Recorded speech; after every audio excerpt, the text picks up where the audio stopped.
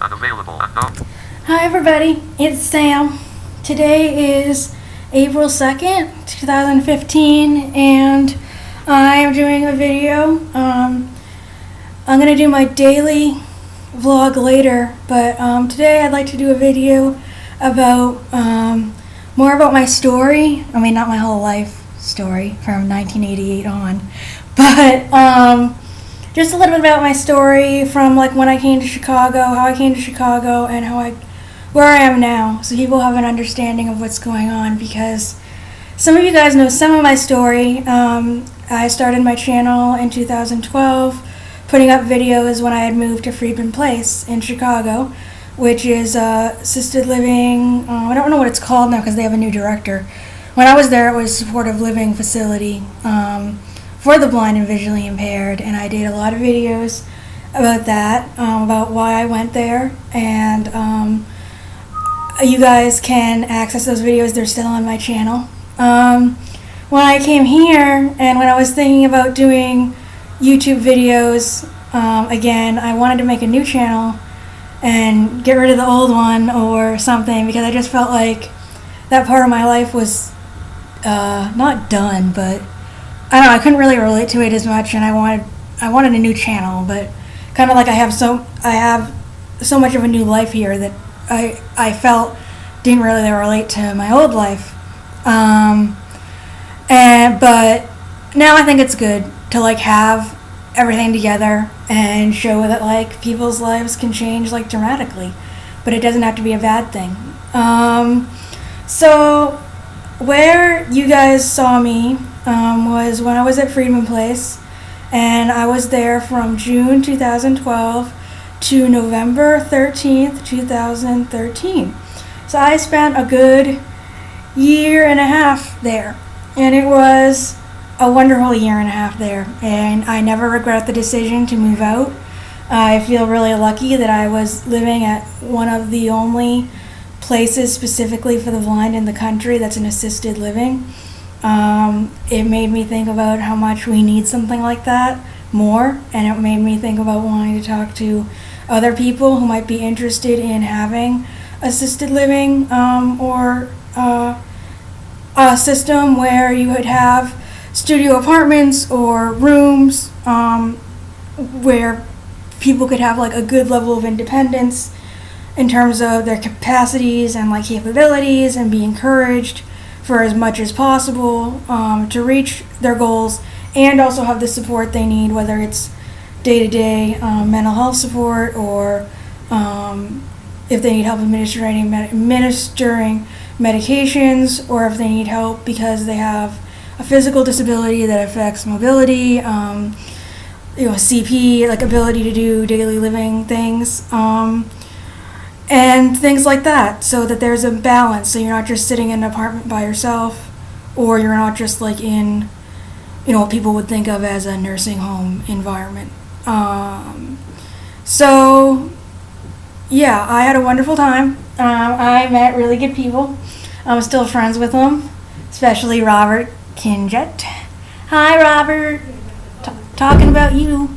Yeah, he's my best friend, and he's all over YouTube, so I'm sure if you type in his name, you'll find him, and he's an awesome journalist and writer and activist, and he's just a great friend.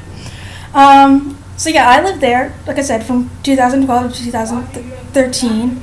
Oh, great, background noise. Anyway, and I did a lot of things there. I helped run a women's choir. I was the director's assistant. I helped run a women's group with interns. I worked a lot with the interns on how to better services, social services. I gave them ideas on that. I worked with the activities director, who really needed help and direction.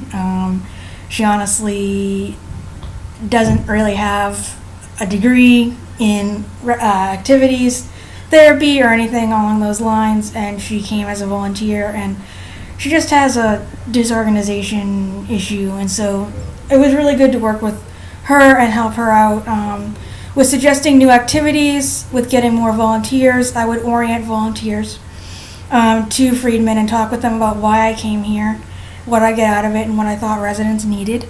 I went to a couple of colleges to talk with psychology people about doing an internship under the social workers that were there and under the activities staff. I did a lot of online work promoting Friedman Place through writing to colleges and schools for the blind, talking to people. I also started my email list, Blind Mental Health, in 2012, and that keeps me busy. So I was doing a lot of stuff. I was doing a lot of stuff at Friedman that I really enjoyed. And like I said, I made a lot of friends. I liked a lot of the staff. There were only a few staff that I really didn't like. And it was really nice, like I said. And then I got the opportunity. We had a consultant come in, an organizational consultant named Leslie Ramick, and she might even be on YouTube. I know she's on LinkedIn. She was very good. I worked very closely with her on, she was looking at the organization overall and what was good about it, what needed changes, what were like threats or whatever, just different stuff. And she'd been an organizational consultant for years, and I helped her organize, meeting with different residents, meeting with staff, giving her as much information as possible to make decisions. A little while before I left, I think it was about a week or so, they announced that the executive director that had been there for 30 years or something and didn't really have any kind of degree or anything, and they really needed a new director, was retiring, and we're getting a new director, and we thought that was really going to change things for the better, and I think maybe it has. Unfortunately, right when he came in, I left. So I don't know, from November 13th on, I don't have the experience of living there as a resident. So I hear stuff from Robert, and I talk to him, and if anyone's interested in Friedman Place, obviously still write me, and I can talk to you about it. I still have a high opinion of it. And yeah, I would just be willing to talk to people about it in my experience. So my experience, on the surface, while I was doing all this stuff, right, I was doing, all this volunteering and organizing, and I also went to Trilogy Behavioral Health. I had a case manager there. I was doing PSR groups. I tried to find a therapist there. I tried to find a therapist at a couple of different counseling centers that had interns, and it really didn't work out. I was bouncing around to a couple different psychiatrists. There was one that was at St. Joseph's Outpatient, which I would not recommend. His name's Dr. Siamopoulos. Do not know how to spell it. He's Greek, and he doesn't seem to be even speaking English correctly sometimes, and we were totally on the different pages with medicine and stuff like that. He put me on welbutrin in March of 2013. Not 2013, of 2012. Yeah. Wait a minute. 13. Yeah, about March of 2013. Whatever. He put me on welbutrin at some point, and it was February. And it was great because it was a great antidepressant. I never tried it before. I was on Zoloft, and I needed something else that wasn't really working. So Wellbutrin, the first few days, it made me kind of irritated and aggressive. I mean, not aggressive like I'm going to punch you out, but just irritable and but other than that, I didn't seem to have any side effects from it. It gave me a lot of energy and stuff like that. However, I did have a problem of forgetting to take my medicine. And even when they set it up so that I would go up to the nurse to get it, sometimes I would forget to go up to the nurse, and the nurse would forget to call me. And so sometimes I once I was taking half the dose of Zoloft that I needed, so we're well, no wonder this isn't working. Anyway, so it was fine, and then about 3 months later, it was a Saturday night in March, and I was looking on the internet for something, for probably Schools for the Blind or something, and I'd eaten dinner, and I was okay, but then I felt really weird, stomach upset, and just didn't feel very good and felt really weak, and then all of a sudden I felt really weak, and the next thing I knew, I had fell off the bed and woke up on the ground. And I was wow, I never experienced that before, and it was really emotional and, weird. I was really weak, but I recovered from it, and then I called my friend Jack, and I was hey, I just had a weird experience. And the nurses took my blood pressure, and it was wicked high. And I was really emotional after it, and nobody knew what had happened, and the system over there is kind of weird where the nurse left at like 9 at night, and there's no other nurse, and I guess the nurse called to talk to me about it at like 10 or 11, but the CNAs never told me, and the CNAs like did check on me every so often, but it was hard. I mean, like, they didn't speak English very well, and a couple of them were like talking in their own language while doing blood pressure and things like that, and I was like, okay, you want to talk to me in English, and it just, they're not nurses. So anyway, the next day I went up there to get my meds, and she was like, I think you should have gone to the hospital right away. She's like, this could have been a seizure and everything else like that. I was like, all right. I looked up seizure, and the description fit of like, all of a sudden feeling awful and then passing out or not remembering, and landing like in a weird position on the floor. Like, if I had just slipped off my bed, I would have, I think, been like, flopped over on my side or whatever, really close to the bed, but I had actually moved a fair distance away and was on my stomach. And so, yeah, and like the stuff that was in my pocket had like flung out of my pocket, and it was spread across the room or around me. But anyway, and I had a bite on the side of my tongue. I'd bitten the side of my tongue, and I'd heard that was a seizure thing. So anyway, I went to St. Francis Hospital, and it was my first time staying in the hospital. I stayed from Sunday to Wednesday, and it was pretty nice. The nurses were really, really nice. I had to have an EEG and an MRI, and everything turned out normal.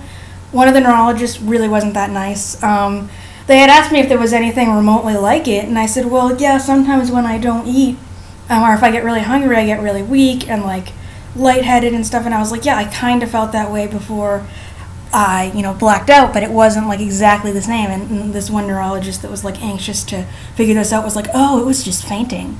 I was like, well, I don't really think so.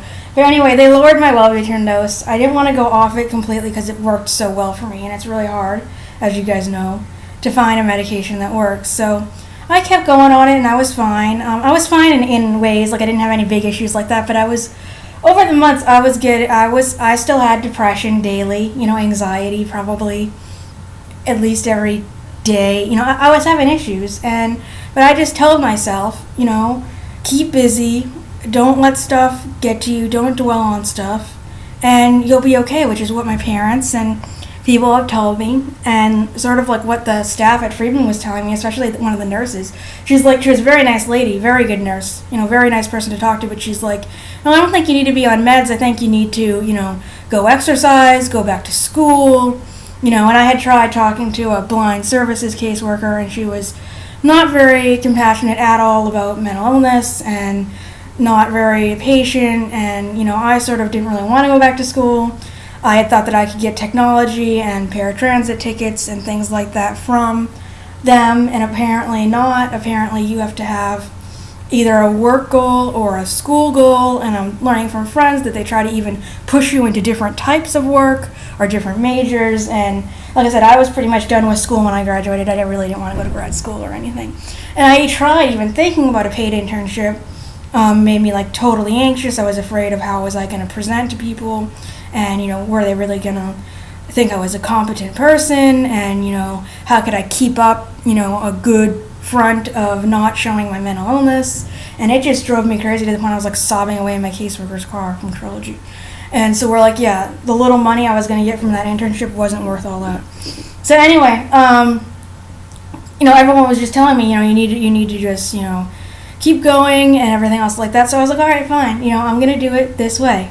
Everyone says it. Even some therapists say it. Think positive. This is how you talk yourself out of negative thoughts that come up. Everything else. So I was like, okay. I'm a psych graduate. This has some validity, I'm sure. So I'm going to try it. So whatever happened, I would just try to tell myself it's not that big a deal, and like not, sort of like rationalize myself out of it in ways. And this was like super torture for me because I'm like a wicked sensitive person and extremely emotional. So for me to tell myself, I had done a lot of that anyway growing up because I have a lot of issues with my family not accepting any kind of negative feelings at all. So I was basically told a lot through my life, and quite harshly, that negative feelings were not tolerated, and I was sort of punished for them in ways and stuff like that. But this was sort of me telling myself to just, get on with it. And, but I also, to deal with the tension and stuff, I did self-injure quite a lot. With scratching, I never really bled. It was just scratches, using sharp things, paper clips, pipe cleaners, anything sharp, my nails. And so that's how I dealt with stuff, and I would hide it on long sleeves. Sometimes the nurses would see a scratch that was new, or I would show it to them because it did hurt and it was like not going away maybe. I never had like any infections, but they would say, they would be like, oh, how did you get that? I'm like, oh, I just scraped my arm or something. I think that nurse I was telling you about that was really good but didn't really understand. I think she understood by the night I left that like it was self-injury because I told her, and she's like, well, I suspected. But they would just clean it, and they'd be like, well, it looks like a scratch burn, like, because the way I do it, like how the skin comes off, it looks like I have a burn, but it's not. I don't like break through layers of skin to like actually cut or make a deep scratch. They're long, but they look kind of ugly. Not as ugly as actual cuts, but they have stages of healing, and people that know me can see how far along they're healed and stuff. But anyway, I did that a lot to release tension and to deal with feelings, because whenever I wanted to like cry or get anxious, I almost wouldn't even want to let myself do that with myself because I was afraid it would send me into depression. But I was nevertheless still depressed. I would not be able to meet, to be able to go to Trilogy sometimes because I just couldn't get out of bed.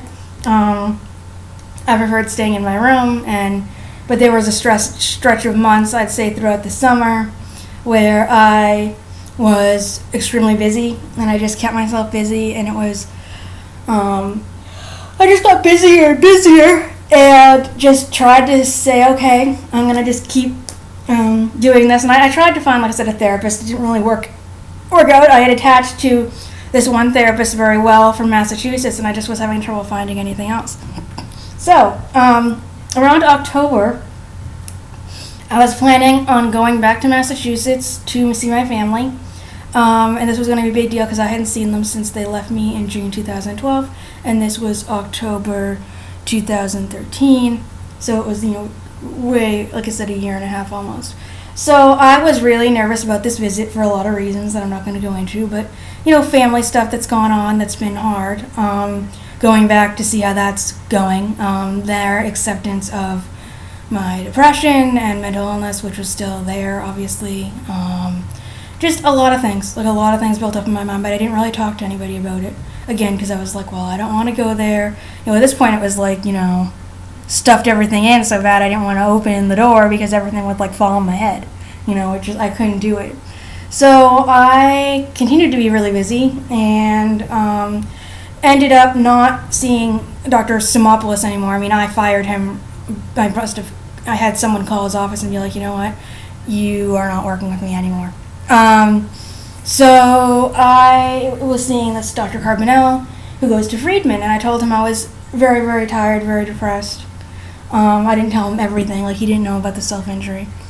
A lot of psychiatrists didn't know about it, or therapists, but anyway, because it was like off and on. But he said, okay, we'll raise your Zoloft. So I think I was at 75 milligrams, and he raised me to 100 milligrams. I had been on Zoloft for 2 years, from 18 to 20, but then I hadn't been on it again for a few more years, and I never was up to 100 milligrams. But I said, okay, I'll take it. And of course, that skeptical nurse on meds is like, are you sure you want to take this? I'm like, yes, I do.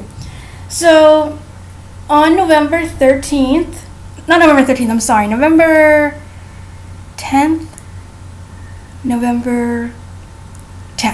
10th, I remember that day very clearly. I was doing good. I did a volunteer orientation with a new volunteer. I went and had lunch. I came up from lunch, and I was working on finding a list of group homes for a friend, and I was looking at stuff, and then again I felt really weak and really weird about an hour after I'd eaten, and it was not due to low blood sugar because I had just eaten, and that's what I tried to tell that other neurologist. I was like, how can it be something to do with, hypoglycemia, not eating, because I just ate both times I had the seizure. So about an hour after, I felt really bad, my stomach and just everything. So I said, I'll go to the bathroom and see if I feel better.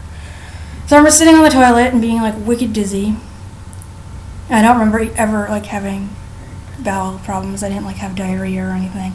I just remember sitting on the toilet being wicked dizzy, and then waking up on the ground, stretched out, like I said, in a weird position for someone that just fell. So it's almost like I did move while I was blacked out, but woke up on the ground in the bathroom floor, like I said, sort of facing the tub, and the toilet faces the doorway.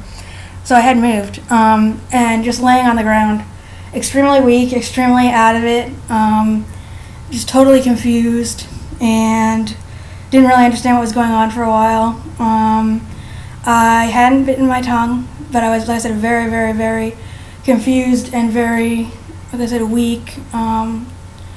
And it was to the point where earlier that day, I remember clearly we had a power failure.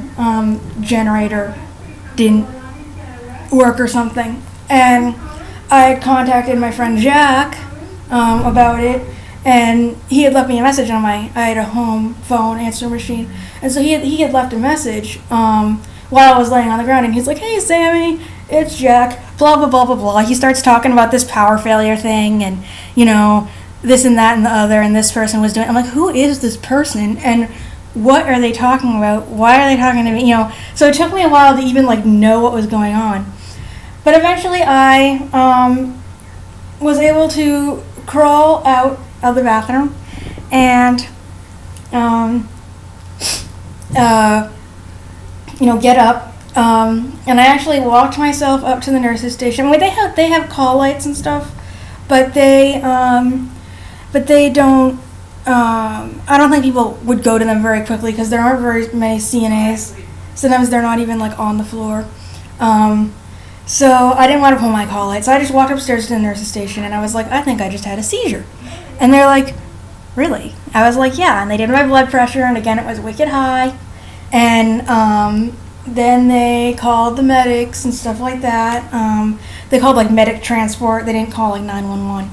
But they brought me over there, and a weird thing that happened that didn't happen before was that I was extremely emotional, just crying all the time, and just couldn't get myself together. And I remember being at the hospital and trying to tell them the story and thinking, well, at least they could find my other records because I was just there in March, and they never really found the records.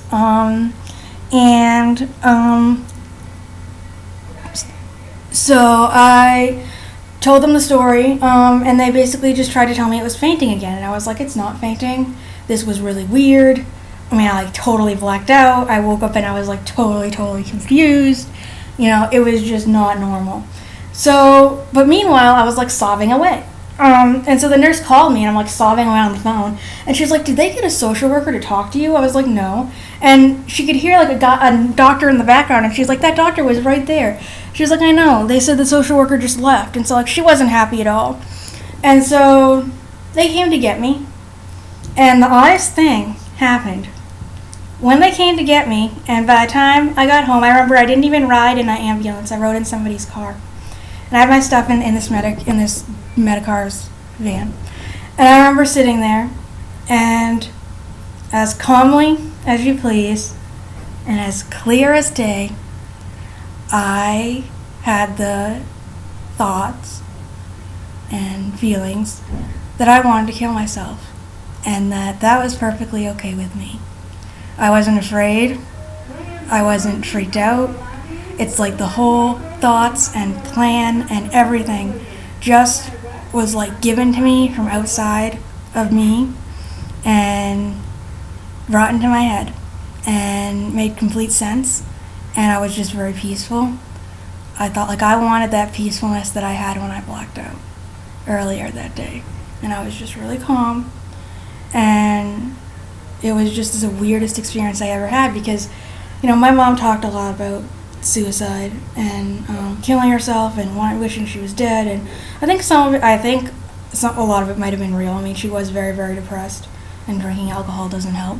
But I think some of it was attention seeking. And I never, ever, ever had considered suicide as any kind of an option before. And so for me to have those thoughts was so out of character. And just so like nothing I'd ever experienced. But again, it was okay.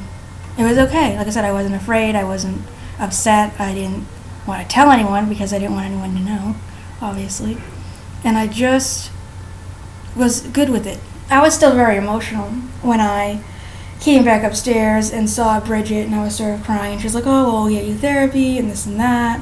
The nurse, Bridget, that was the one that I keep talking about. She's like, "We'll get you therapy and everything," and she was like, "Everything is gonna be all right," and like singing, and you know. Then she left, and I got changed into my pajamas, and you know, I sort of knew what I was gonna do. I thought I would break glass and cut my arms with the glass and black out really quickly and die. That's what I thought. And I'd never done this before, and I don't know anything about like your body and blood loss and whatever. I just assumed this would work and that it wouldn't really be that painful, because as soon as I started bleeding, I would get really dizzy, and then I would black out, which is, you know, when I had a blood test a couple of times, that's what happened. I would like, you know, I would just get dizzy from blood loss. I figured if I really cut myself badly enough, you know, that would happen and I would just black out. So there was another resident down the hall that was going to the hospital, and Bridget and a CNA who happened to be a psych tech or something at another facility like Albany, I believe, was there. And I had a picture frame, took the picture out, and went over to my little kitchen area that has a hard linoleum floor and threw it on the ground. And it went, smash! And I've heard glass break before, but I've never like broken something. So I didn't know it was going to make that loud noise. And I was like, wow. And of course, they heard it, and they were right outside the door. So I ran over, and I reached down really carefully, because I didn't want to cut myself right away, to find a piece of glass to save. And the person opened my door, and because it wasn't locked. I didn't think about that at the time. But they could have gotten it anyway. They have keys. And I remember the guy going, "Are you crazy? You could hurt yourself with that." I'm like, yeah, right. So he took it away, and they came and swept up the glass. And in that moment, I knew I was in trouble, because there was nothing else I could do. And they didn't know yet what this was, you know, that I was being suicidal. And they had left the room for a while, but they were going to come back. So I suppose I could have done something, but I think I knew that like I had been caught out, and whatever I did was going to be, by the time anything started, people would have come back, so it would be just ruined. So I had scratched myself with a paperclip and just lay there and was like, oh my god, now what? So she comes back, and I tell her how I'm feeling, and she's like, okay, well, we're going to have to get you inpatient and everything. That's when she saw my scratches, and she's like, well, I suspected it was self-inflicted, but again, she doesn't know anything really about it, and they don't know anything really about it, and that's kind of where in the back of my mind I was like, okay, these people like don't really know about mental illness, unfortunately. As nice as they are, and you know, social worker's nice, but he's not a therapist. Psychiatrist hardly comes. It's just not a place for anyone with any kind of ongoing chronic depression, anxiety, whatever. So I sat there on my computer and listened to YouTube, and Jay sat by the door and was my watcher guy. So I think that's what I'm going to leave off now, because this is turning into a really long video. So this is like part 1, describing life at Friedman before my breakdown, and then what happened that night. So I will do part 2 next. My web stop.